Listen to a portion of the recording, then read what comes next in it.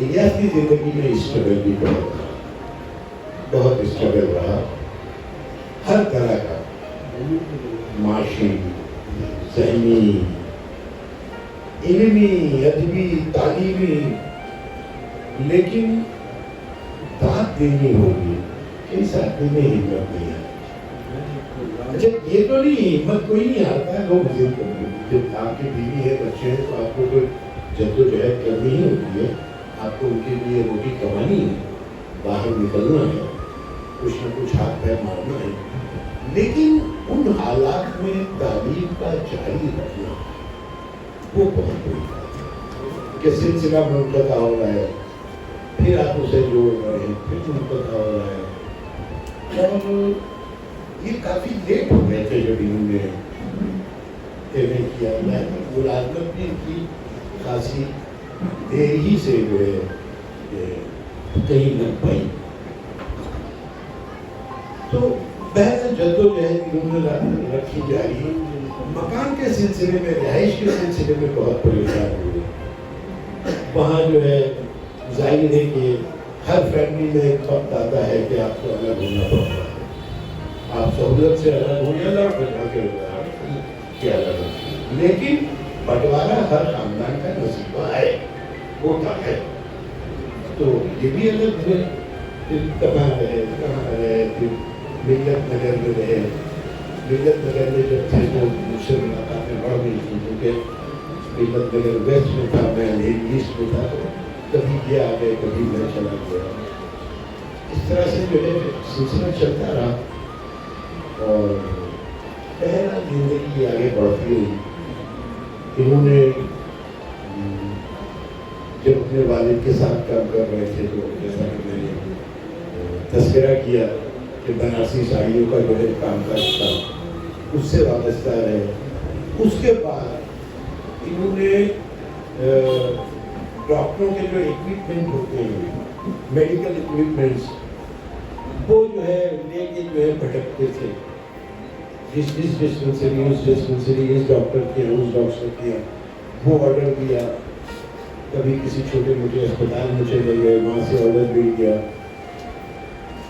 تو نہ صرف یہ کہ یہ خود پڑھتے رہے، پھر جب ہو گیا اسی لگن، اسی جتن کے ساتھ انہوں نے اپنے بچوں کو بھی جو ہے ان تمام معاملات میں مجھے فخر ہے کہ ایک ایسا شخص میرا دوست ہے جس کی زندگی قابل رشک، مجھے فخر ہے اس بات پہ۔ اور ادب میں بھی جب ابتدا ہوئی ہے تو یہ مجھے اہمیت دیتے تھے، میری سنتے تھے، میری رائے لیتے تھے۔ میں اپنی لاؤداولی پن کی سبب میرا مطالعہ ویسا نہیں رہا جیسا کہ کسی بھی ادیب یا شاعر کا ہونا چاہیے، مجھے اعتراف۔ میں کوئی یکسوئی سے، حالانکہ جن حالات سے یہ گزرے میرے یہاں خدا خاصہ ایسی بات کبھی نہیں ہوئی، لیکن اس کے باوجود انہوں نے بہت مطالعہ کیا اور ان کی علمی استعداد میں مسلسل اضافہ ہو گیا۔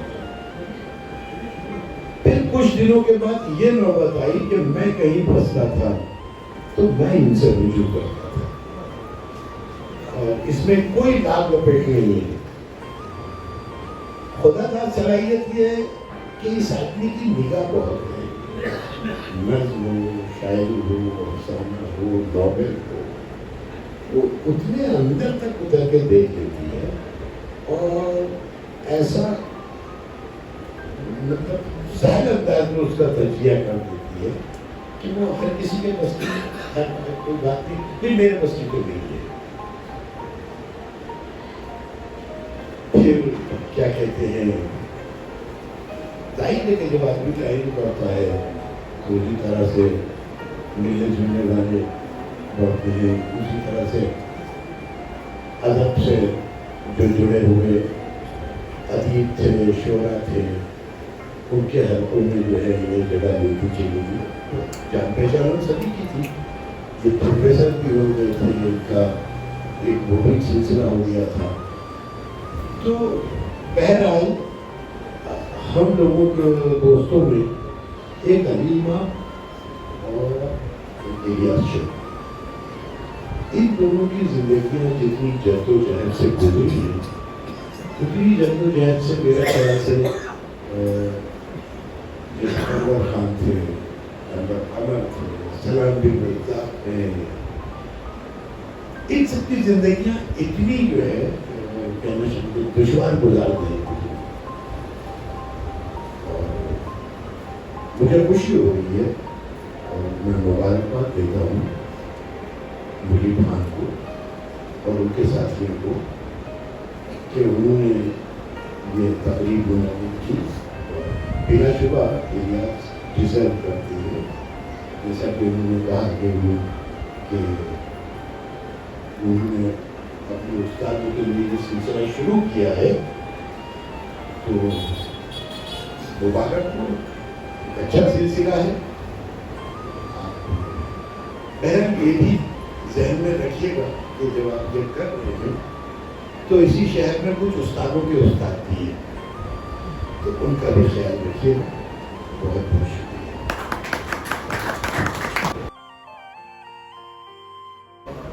نظم کا عنوان ہے رمز. تم جب آؤ گی کھویا ہوا پاؤ گی مجھے, میری تنہائی میں خوابوں کے سوا کچھ بھی نہیں. میرے کمرے کو سجانے کی تمنا ہے تمہیں, میرے کمرے کو سجانے کی تمنا ہے تمہیں, میرے کمرے میں کتابوں کے سوا کچھ بھی نہیں. ان کتابوں نے بڑا ظلم کیا ہے مجھ پر, ان کتابوں نے بڑا ظلم کیا ہے مجھ پر. ان میں ایک رمز ہے, ان میں ایک رمز ہے جس رمز کا مارا ہوا ذہن, ان میں ایک رمز ہے جس رمز کا مارا ہوا ذہن مجدے عشرت انجام نہیں پا سکتا, زندگی میں کبھی آرام نہیں پا سکتا. جان دراصل جان کا نام نہیں بلکہ عرفیت ہے. اصل نام تو اصغر حسین تھا. ولادت 1931 امروہہ میں ہوئی. 1956 میں انہوں نے کراچی میں ہجرت کی اور وہیں سنت پذیر ہوئے. جان 4 بھائی تھے, رئیس امروی, سید محمد تقی, سید محمد عباس اور خود اصغر حسین. محلے والوں نے ان کی عزت پر شعر بھی موزوں کیا ہوا تھا. اچھن چھپن بچن جان, اچھن چھپن بچن جان, ان چاروں میں اچھا کون.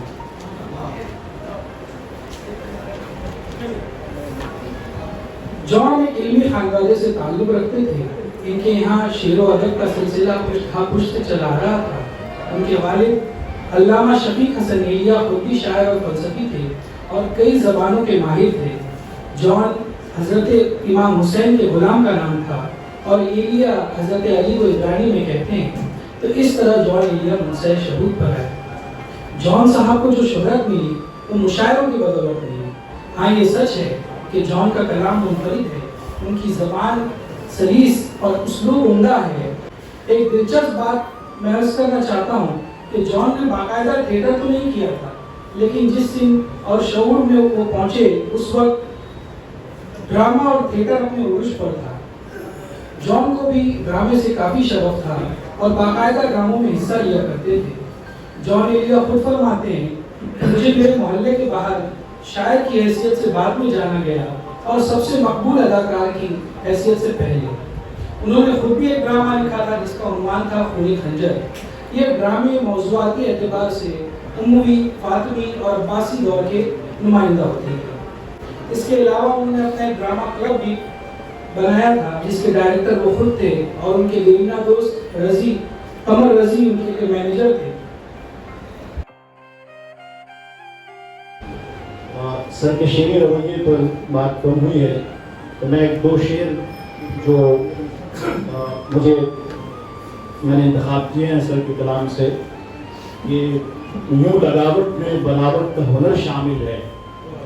یہ سر کے سماجی رویے کا اظہار ہوتا ہے کہ یوں لگاوٹ میں بناوٹ کا ہنر شامل ہے, جب کوئی ڈھونڈ کے ملتا ہے تو ڈر لگتا ہے. اور جب سر الیاس صاحب غزل کی روایت سے جوڑتے ہیں تو پھر یہ شعر جنم لیتا ہے کہ پلٹ کر دیکھتی تھی بار بار آنکھیں تیری جانب، پلٹ کر دیکھتی تھی بار بار آنکھیں تیری جانب، کوئی امید تھی شاید جو تیرے در پہ رکھی تھی۔ غزل کی روایت سے جب سر جوڑے ہیں تو یہ ایسے شعر ہمیں فخر یاد، مجھے بڑا یعنی کہتے ہوئے مسرت محسوس ہو رہی ہے کہ عبید اعظم جیسے ماہر رموز کے پیچھے الیاس سر کا ہاتھ ہے، اور یہ یقیناً قابل تحسین بات ہے اور جس کی ستائش ہونی چاہیے۔ میں سری کے سلاسی سے سر کو دعوت دے رہا ہوں اپنی بات رکھنے کے لیے ہمارے سامنے کہ اپنی اپنی سب کہتے ہیں، اپنی اپنی سب کہتے ہیں، لیکن جب کوئی سنتا ہے ایک کہانی وہ بنتا ہے۔